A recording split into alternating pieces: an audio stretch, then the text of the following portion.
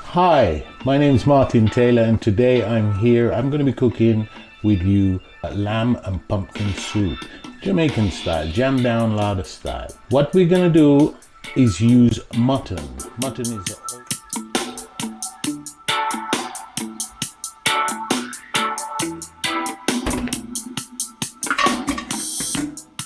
Mutton is an older form of lamb, which sometimes people use as goat meat because it's more flavor, so it can take a lot more cooking to reach to the textures that we really need for this soup, because we want the meat to fall off the bone and also for the meat to be so soft that you don't really have to chew that much.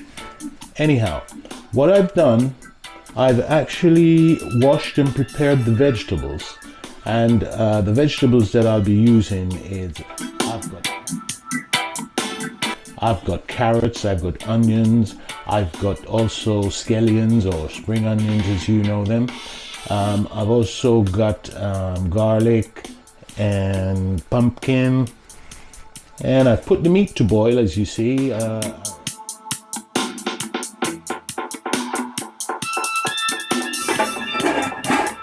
We're gonna combine all these things in stages in order to produce the dish that I would like you to follow. Not one house does it exactly the same, unless it's probably one family, but still it varies from whatever people want to put in the soup. I'm just showing you like the method that I use, and which is a logical and very nice method.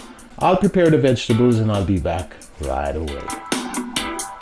Okay, so I've chopped all the veg is in here, okay, all the veg here. Now going over to the pot. I put in a Scotch bonnet, I've washed everything, been washed, bay leaves and my vegetables, all going into the pot, and the garlic. Give it a stir around, stir it around,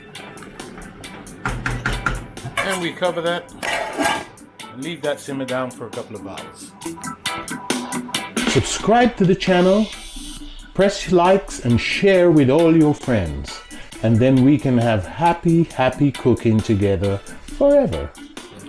So we will take a look to see how the meat's coming along.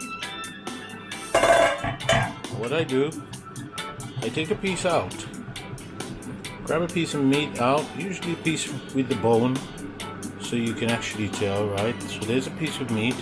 What I do, I put it down there. And if you see, I press it with my finger. I know it's hot and I can see it's not ready. You could use a knife, but me, I know, look, see, that's still all holding together. So that's going to be at least another 45 minutes. So we will continue preparing other things.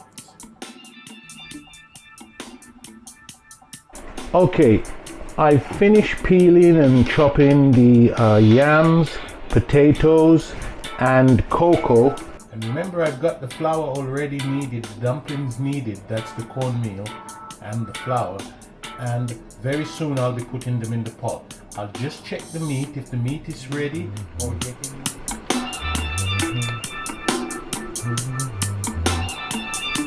So that looks as if it can boil for about another 10 to 15 minutes before I add the other ingredients. Okay, I've just tested the meat. And as you can see, it's nice and soft now. So what I'm doing now, I'm skimming the impurities. I've added a chicken noodle soup. You could just use a stock cube if you don't have chicken noodle soup. We're now going to start incorporating the other ingredients. So what I've done, turn the fire up a little bit faster, just to bring it to a boil before I add the other ingredients. So we go dropping those in carefully.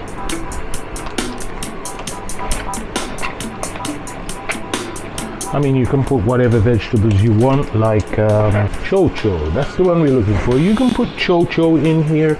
You can put yellow yam, lots of different things. So you see it there? That's the dumplings there. We'll be rolling those out in a minute. So we leave that to come to the boil. Okay, so now it's come to the boil. We can start adding the flour, the dumplings.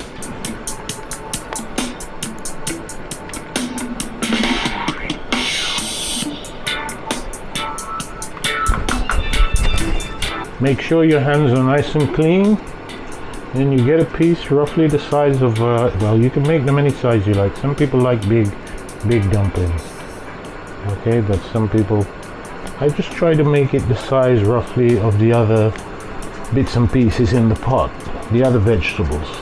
I prefer my dumplings with cornmeal because there's a lot more, bit more texture. Some people put like what they would call spinners. I'll show you about spinners. You get a little piece like this and you just do it like that and they fall in. You just spin it in your hand like that, bang. That's what you call spinners. You see? There you go. We drop a few spinners in too. Okay, we got quite a few spinners going in there. Now I give you a few more round ones. And when it comes to the boil, we give it a skim. We let it boil for about 15-20 minutes, then we can start tasting it if we need to add any more seasoning. I did put 1 Scotch bonnet in there, and I think 1 Scotch bonnet should be enough. And I've let it cook out, so it is going to be quite spicy. I like it quite spicy. I find a lot of people do, but not over spicy.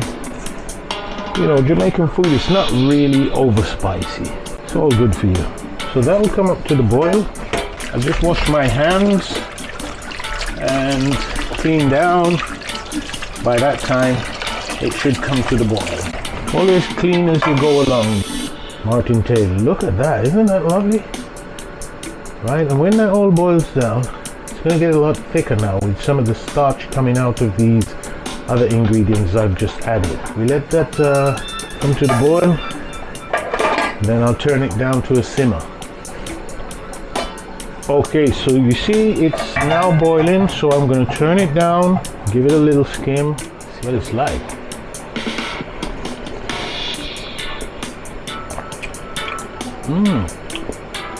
Doesn't need much, just probably needs a little tiny bit of salt. It's quite alright, it's lovely. We just let it simmer for a while, 30 minutes, 20 to 30 minutes. That looks about ready now. Thank you so much for joining me on my step-by-step cooking with Chef Martin Taylor. I hope you will join me again next time.